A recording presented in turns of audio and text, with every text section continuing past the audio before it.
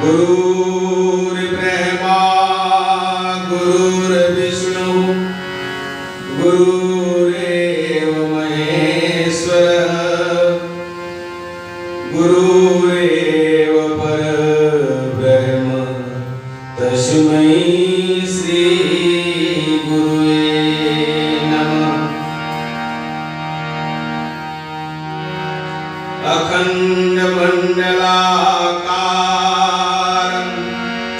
व्याप्तमयेन चराचरं तत्पदं दर्शितं येन तस्मै श्री गुरुवे नमः। भगवती मेरी मातु है,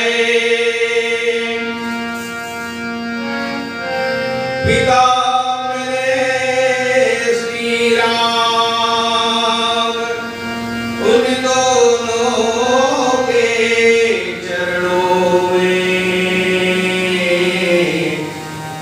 मेरा कोटि कोटि प्रणाम।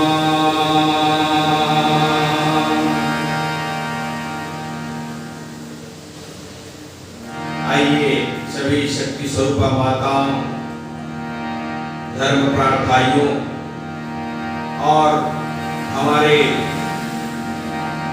परम पूज्य गुरुदेव की पवित्र लेखनी जो श्रीमद् पावन प्रज्ञा पुराण के रूप में गायत्री ज्ञान मंदिर चपले की धारा से प्रवाहित हो रही है, और जहां भी ज्ञान कथा की धाराएं प्रभावित होती हैं वह साक्षात स्वर्ग ही होता है। चपले की पावन धरा स्वर्ग तुल्य यहाँ के सभी नर नारी और परम पूज्य गुरुदेव की लेखनी, परम पूज्य गुरुदेव का विचार हमने कल आपको डाला है, आज देख लीजिएगा। विचार ही उत्थान एवं पतन है।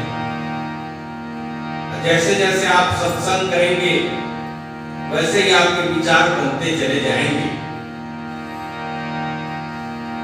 हम ये जानते हैं कि सत्संग से मानव आत्मिक उन्नति करता है, आध्यात्मिक प्रगति होती है और भगवान के प्रति रुचि जागृत होती है, और साथ ही साथ ज्ञान की बातें भी हृदय में धारण होती है। इसलिए कहते हैं ना, बड़े भाग पाइय सत्संगा,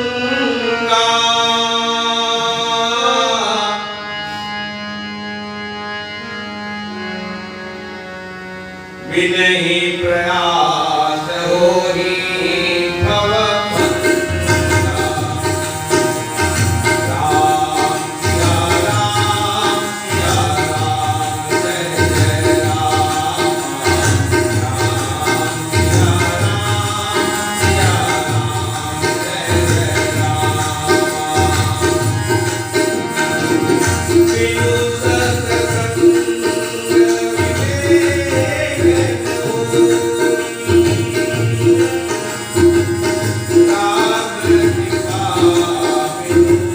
बंधा। राम सिया राम सिया राम जय जय राम, राम सिया राम सिया राम जय जय राम। बिनु सत्संग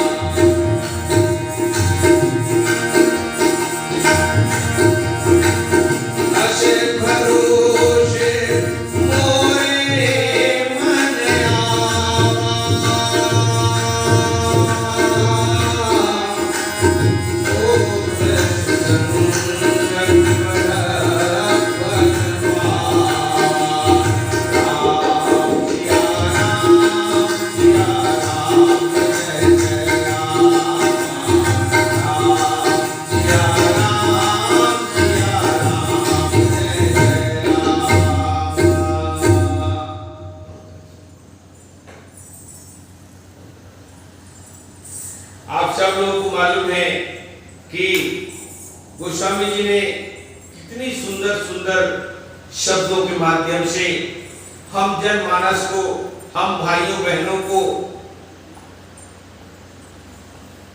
बताने का प्रयास किया कि सत्संग की महिमा क्या होती है। एक तो चाहे हमारे कितने भी बड़े भागवत कथाकार आ जाएं, चाहे स्वयं भगवान भी आ जाए नारायण के रूप में, लेकिन जिनकी भाग्य नहीं रहती है, जिनका सौभाग्य नहीं होता है महाराज जी, वो सत्संग को कभी पाते नहीं है। कोई भी आ जाए उसका मन कहीं और भटका देगा और भटका करके कहीं और दिशा की ओर ले जाएगा, और इस तरीके से बड़े ही सत्संगी आए हो उसके बावजूद भी वहां पर वो सत्संग करने नहीं जा पाते। और जब जब हम सत्संग की ओर आगे बढ़ते हैं तो हमारा भाग्य का उत्थान होता है, और जैसे जैसे हम कुसंग की ओर बढ़ते हैं तो हमारे भाग्य का पतन होते चला जाता है। कुसंग के चक्कर में पड़ करके भला किसका नाश नहीं हुआ है। और कुसंग के विपरीत सुसंग, कुसंग से क्या होता है? पतन होता है। सुसंग से क्या होता है? उत्थान होता है। अग्निदेव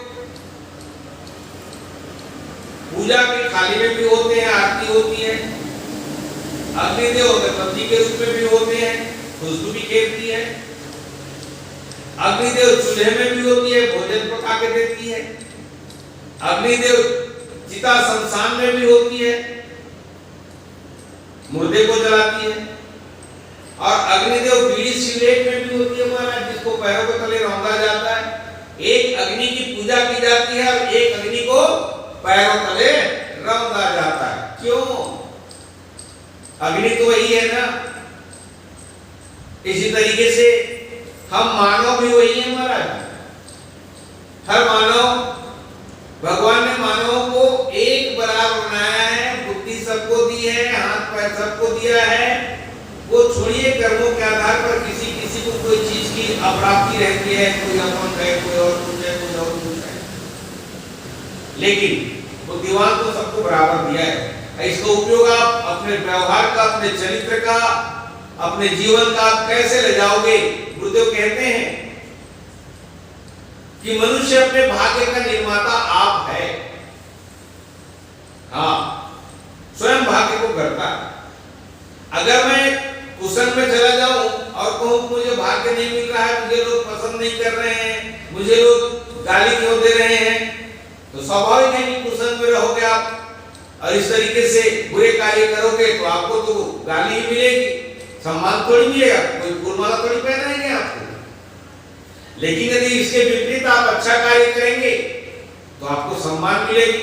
अग्नि वही है, बीड़ी सिगरेट पर जलती है तो पैरों तले रौंदी जाती है, और जब उसको दीपक में जलाते हैं तो उसको लोग ले लेकर के अपने माथे पर भी लगाते रहते हैं आरती को।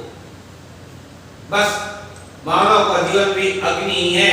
अग्नि एक तत्व है, वैसे मानव भगवान के द्वारा भेजे गए सबसे अग्रणी और सबसे सुंदर कृति के रूप में राजकुमार बना करके भेजा है। उस राजकुमार को अब बीड़ी या सिगरेट में रहना है या आरती की थाल में रहना है, ये उसके ऊपर निर्भर करता है, यानी आपके विचार के ऊपर निर्भर है। तो सत्संग के माध्यम से क्या होता है, यही परिवर्तन होता है। और सत्संग से एक और चीज की जागृति होती है जिसे हम विवेक कहते हैं। विवेक माने अच्छे और बुरे कार्यों की पहचान की जो क्षमता होती है। और विवेक क्या कहता है कि अच्छे ही कार्य कर, बुरे कार्य मत कर। और ये सब किसकी कृपा से होती है? एक और चीज है, ये सबको करने कराने वाला कौन है? हाँ, मैं सत्संग में चला भी जाऊं ना और मेरा मन ना रहे तो सत्संग का फायदा मुझे नहीं मिलेगा। ये प्रभु ही उसको आपको सहयोग देते हैं। जहां पर कृपा राम की हुई, अका पर कृपा करे सबको। जिसके ऊपर राम की कृपा हो जाती है ना, हाँ, तो राम कृपा बिनु सुलभ न सोई। सत्संग ही राम की कृपा से ही प्राप्त होती है। अब राम की कृपा किन पर पड़ी? आइए गीत में लेते हैं।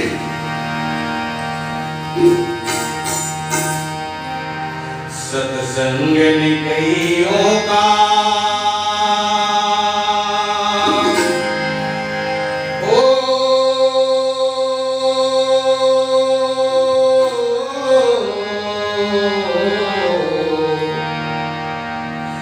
सत्संग निकइयों का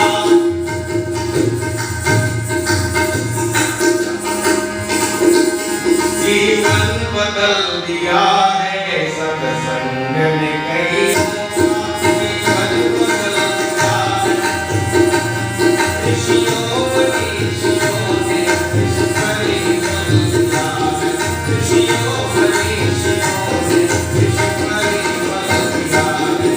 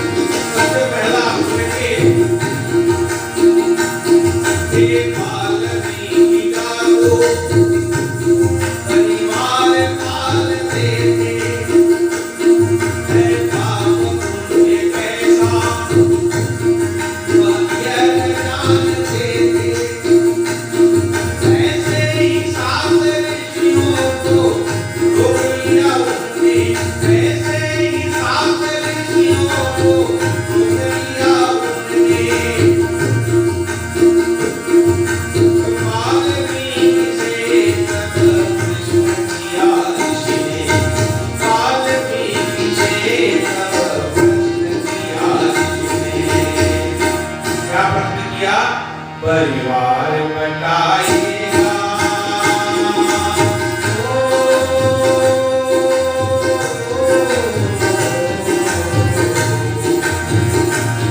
परिवार बटाएगा दुष्कर्म जो किया है। परिवार बटाएगा दुष्कर्म जो किया है।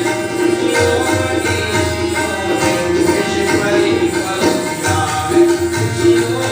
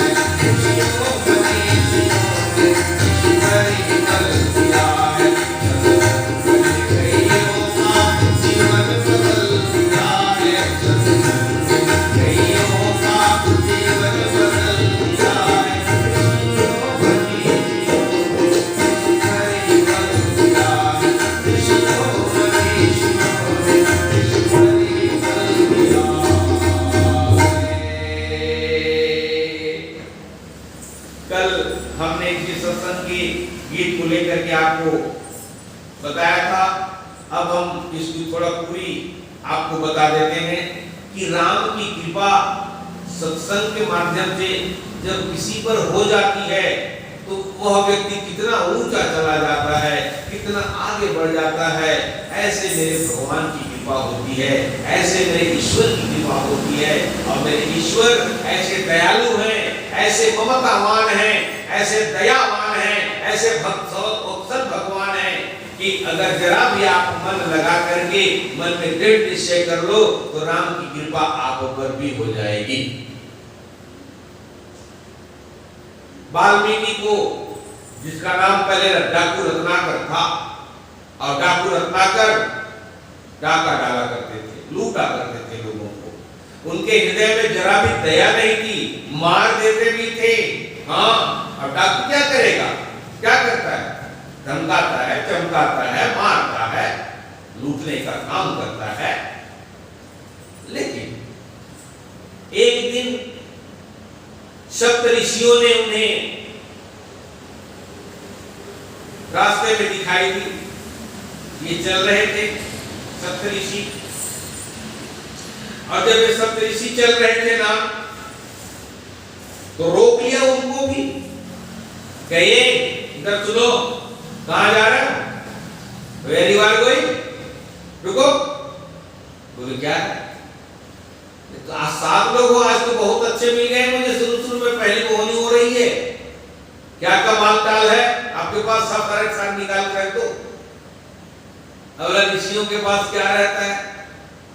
लंगोटी के सिवाय, एक छत्ते के सिवाय और कुछ होता है क्या? नहीं। लेकिन उसको ये भी नहीं मालूम था कि इनके पास भी माल मिलेगी सोता। तो ऋषि ने कहा कि तुझे लूट रहा है, डाका डाल रहा है, किसके लिए कर रहा है? तुम्हारे लिए? नहीं नहीं नहीं, मेरे लिए भी है और मेरे पूरे परिवार के लिए भी है। अच्छा, तो ये जो तू कुकर्म कर रहा है, लूटने का काम, और वहां ले जाकर के सब लोग खाते हैं, तो जब सब लोग खाते हैं जरा पूछ के तो देख लो कि वे भी इसका भाग लेंगे कि नहीं लेंगे कुकर्म का। तब तक हम यही खड़े हैं, कहीं नहीं जाएंगे। हम वचन देते हैं आके हमें लूट लेना जो लूटना होगा, लेकिन अपने परिवार को जब पूछ के आओ, अगर वो लोग ले लेंगे तो तुम्हारा कर्म ठीक है, न लिए तो कैसा करोगे? अब देखिए, वो डाकू रत्नाकर घर आ गया, घर से पत्नी को पूछा, क्यों जी मैं कुकर्म करके लाता हूँ, इसके फल को आप लोगों के लिए लोगे? बोले मैं क्यों लूंगा, मैं क्यों लूंगी, मैं तो आपकी धर्म पत्नी हूँ, आप कहाँ से कमा ला रहे हैं, मुझे उससे कोई मतलब नहीं है, मुझे तो केवल मेरा पेट भरना चाहिए, आपने जिम्मा लिया है ना मेरे पेट भरने का। बच्चों को पूछा, बच्चों ने भी यही जवाब दिया। वापस चला गया डाकुओं के पास, डाकुओं के पास चला गया ऋषियों के पास, और ऋषियों के पास जा करके हाथ जोड़ के कहने लगा, हम लोग तो नहीं लूंगा करके बोल रहे हैं, तो कर्म करता ही क्यों है? और तब भी वाल्मीकि ने साधना की, ऋषियों के प्रेरणा से, ऋषियों के बताने से, और अचानक एक पक्षी को, जोड़े को जो क्रीड़ा कर रहे थे, नर और मादा, उन नर और मादा दो पक्षियों को देख करके एक बहेलिये ने बाण चलाई, और उस नर पक्षी के मरते ही इधर डाकू रत्नाकर के मुख से संस्कृत की वाणी निकल पड़ी, और संस्कृत की वाणी निकली क्या? रामायण की रचना कर डाली। हाँ, अब ठीक इसके विपरीत इसी की तरह इन्होंने तो संस्कृत में रचना की, लेकिन एक और महाज्ञानी थे भाई, जिनका नाम था रामबोला। हाँ, तो रामबोला क्या थे? रामबोला का विवाह हो गया। अब विवाह हुआ तो इतने पत्नी के प्यारे थे, इतने पत्नी के प्यारे थे कि पूछो ही मत। पत्नी के बिना एक सेकंड भी नहीं रहते। एक बार थोड़ा सा घूमने चले गए दोस्तों के साथ में, उनका ठीक भाई आया था, भाई ले गया पत्नी को मायके, रत्नावली मायके चली गई, और जब मायके चली गई ना, तो जब वापस आए घर, राम बोला जी देखने लगे इधर उधर कहाँ है, दिख नहीं रही है। माँ से पूछा, माँ मेरी पत्नी कहाँ गई? चुप, पत्नी पत्नी करते रहता है। मायके भी नहीं जाएगी क्या? मायके गई है, मायके गई है, मुझे नहीं बताया। और फिर वो मैं भी वहीं जा रहा हूँ, माँ बोली। अच्छा, लेकिन तब तक बहुत देर हो चुकी थी, वो अपनी पहुंच चुकी थी रत्नावली। और इनको जाते जाते शाम हो गई, अंधेरा बढ़ गया, वर्षा हो रही थी, बरसात का दिन था जैसे अभी चल रहा है। यमुना नदी उफान पर थी, हथनी कुंड से पानी छूटा हुआ था महाराज, जैसे अभी दिल्ली में थी। उसी यमुना में बाढ़ थी, और बाढ़ में मुर्दे यमुना नदी में बहुत बहते रहते हैं। तो रात्रि में इनको दिखा भी नहीं। अब देखो इतने कामंद हो गए, काम में अंधे हो गए कि उस मुर्दे को नाव समझ करके यमुना को पार कर लिया। हाँ, अब आप भी सोचते होंगे और समझते होंगे कि काम के अंधे लोग कैसे होते हैं। और जब वहां पहुंचे तो अब किधर से जाए, दरवाजा तो बंद हो चुका था। और दरवाजे से जाते थे, घर वालों को पता चल जाता, थोड़ी बहुत तो शर्म तो थी, राम बोले में ऐसा बात नहीं है। तो उन्होंने सोचा कि खिड़की से चलो, तो खिड़की में चढ़ पाए तब ना, वो तो ऊपर था। हाँ, झरोखा बोलते हैं उसको। तो उस झरोखे में एक सांप लटक रहा था, धमना सांप आप जानते हैं, जरा कड़ा कड़ा होता है, वो रस्सी बराबर लंबा भी होता है। उसी को पकड़ो, चढ़ गए खिड़की से पार। खिड़की से पार होकर के रत्नावली सोई हुई थी, और ठीक सिराने पे खड़े हो गए, तो भीगे हुए थे। तो जब झुके उठाने के लिए रत्नावली को, तो इनके शीश की जो बूंदे थी जल की, वो बूंदे गिरने लगी। और जब बूंदे गिरी ना, तो जागते हुए व्यक्ति के, अगर सोते हुए व्यक्ति के यदि मुख पर आप पानी डाल दोगे, पानी की बूंदे गिर जाएंगी, तो चौंक जाएगा ना। तो ऐसे ही रत्नावली चौंक गई, और चौंक के बोलती है, कौन कौन कौन? चुप चुप चुप, मैं तेरा पति, चुप। मैं राम बोला, राम बोला। कौन राम बोला? कैसे आया, कहां से आया? जैसे कैकेयी ने दशरथ को वो भवन में जवाब दिया था। वास्तव में नारियां भी बड़ी विचित्र होती है महाराज, इनमें देवी शक्ति जागती है ना, तो अपने पति की भी नहीं सुनती। हाँ, यदि आपने कोई गलत कर दिया ना, तो ये पत्नियां, धर्म पत्नियां है ना, आपको हिला के रख देंगी। जिसका नाम महिला, महिला माने मां माने धरती, अहिला माने हिला दे। मही माने धरती, अहिला हिला माने हिला दे। जो धरती को हिला दे उसका नाम महिला होता है। उसको हम और आप क्या समझते हैं? हमने अभी पिछले दिनों एक बात बताई थी कि यदि आप नारी का अपमान करोगे तो आपको पतन मिलेगा। ये नारियां महान होती हैं। और वही बात कहा, क्या कहा? लाज ने आवत आपको कहने आयो ना,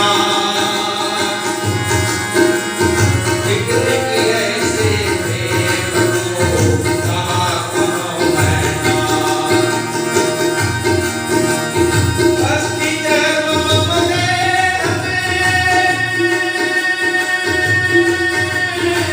हमें ऐसी प्रीति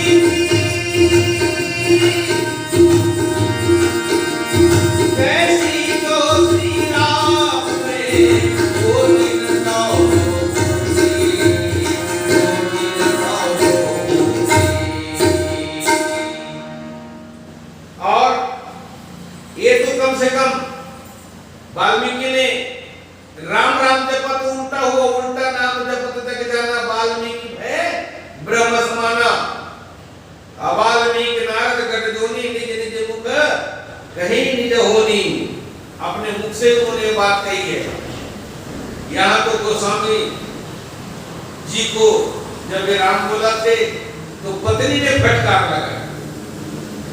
ये भी सत्संग है ना, पत्नी भी सत्संग का काम करती है। सत्संग तो कहीं से मिल सकता है। हनुमत लाल जी ने एक मुटका दिया था लंकिनी को, तो मुटका भी यानी मार खाना भी सत्संग है। गुरु जी लोग बच्चे लोगों को मारते हैं ना, ये भी सत्संग है। हाँ, सत्संग सब अलग अलग प्रकार के हैं भाई, तो सत्संग ये भी है। और आज पत्नी की फटकार पड़ी, इस मारहास के शरीर पर आपको इतना, मांसाहार के शरीर पर इतना प्रेम है। अगर ऐसी इतनी प्रेम अगर प्रभु में कर देते, श्री राम में कर देते, तो आपका क्या नहीं हो जाता। और निकले वहां से निकल करके जब वो गोस्वामी, महाकवि गोस्वामी तुलसीदास बन गए ना, तब जब रत्नावली की उम्र 87 वर्ष की हो गई महाराज जी, 87, और तुलसीदास जी भी बूढ़े हो गए, तब गए। जवानी की अवस्था में निकले थे घर से, और राम को पाए तो बूढ़े की अवस्था में गए, और वहां मरणासन स्थिति में थी। इसलिए राम ने कहा, भेजा उनको मन में भर के कि जा अपनी पत्नी से मिल, जिसने तुझे रास्ता दिखाया है। और भाई आकर के कहने लगे, क्या कहने लगे? 86 वर्ष की अवस्था में, रत्नावली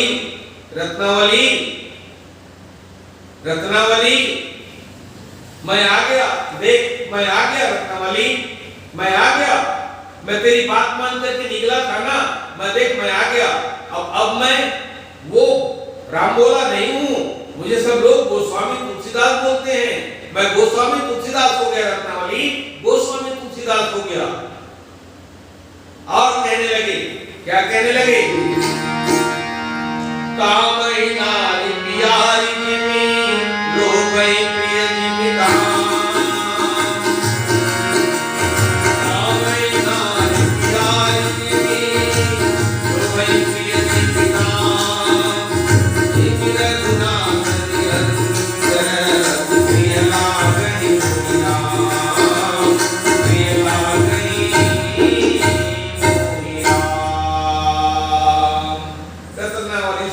आंखों में आंसू भरते हुए गोस्वामी जी ने कहा कि जिस तरीके से काम ही नारी प्यारी भूमि, नारी से प्रेम करना, काम को प्रेम करना है। और लोभी व्यक्ति, वासनात्मक व्यक्ति नारी से प्यार करता है, प्रेम करता है। ऐसी तरीके से लोभी व्यक्ति पैसे से ज्यादा प्रेम करता है। हाँ, और ठीक अब मुझे रघुनाथ जी से प्रेम हो गया है, रघुनाथ जी का दास बन गया हूँ, रघुनाथ जी का भक्त बन गया हूँ, और मुझे वो बहुत प्रेम करते हैं और मैं उनसे बहुत प्रेम करता हूँ। तो हे रत्नावली, तूने जो मुझे सीख दी आज संसार के लिए काम आया। देखिए साथियों, भक्तों, मित्रों, सत्संग कैसी है, कहां से कहां ला करके रख देती है। कितना भाग्य अपने आप बदल जाता है, भगवान के नजदीक हो जाते हैं, और जो जानते नहीं हो उसको भी जानने लग जाते हैं। गायत्री ज्ञान मंदिर चपले की ओर से हमारे पूज्य महाराज जी शुक्लांबर वैष्णव जी के साथ जो साथ दे रहे हैं हमारे, हम प्रज्ञा पुराण की कथा को ऐसी सत्संग के माध्यम से लोगों तक YouTube के माध्यम से पहुंचाने का प्रयास कर रहे हैं। मैं नहीं कहता कि मैं बहुत बड़ा विद्वान हूं, महाराज को हम नहीं कहते कि बच्चे तबलिस्ट हैं। हम लोग जैसा बनता है, जैसे हम जानते हैं, भगवान की गाथा को निरंतर गाते रहते हैं। मित्रों, YouTube पे डाल करके खुशी इसलिए होती है कि आप लोग सुन लेते हैं, देख लेते हैं। लेकिन वो सुधा बताएं कि हम इस गायत्री ज्ञान मंदिर चपले पर सत्संग करके, दोनों बैठ करके इस तबला हारमोनियम के साथ और गुरुदेव के श्रीमद् पावन प्रज्ञा पुराण के साथ जो हम एक लीला करते हैं, या ये कहना चाहिए कि नाटक करते हैं, जो कर सकते हो आप, लेकिन इससे हमको भी एक आनंद की अनुभूति होती है, तो आपको हम नहीं बता सकते। कृपया आप हमें क्षमा करें। हम यूट्यूब पे डालते हैं तो दिखाने के लिए नहीं, गुरुदेव की बातों को आपके हृदय में पहुंचाने के लिए करते हैं। और आज की वाणी को यही विराम देते हैं। बोले श्रीमद् पावन प्रज्ञा पुराण की जय, श्यावर रामचंद्र की जय, उमापति महादेव की जय, पवन सुत हनुमान लला की जय, बोलो वृंदावन बिहारी लाल की जय, गायत्री माता की जय, परम गुरुदेव की जय, ब्रह्मण्य माता जी की जय, वंदे वेद मातरम, वंदे देव मातरम, वंदे विश्व मातरम।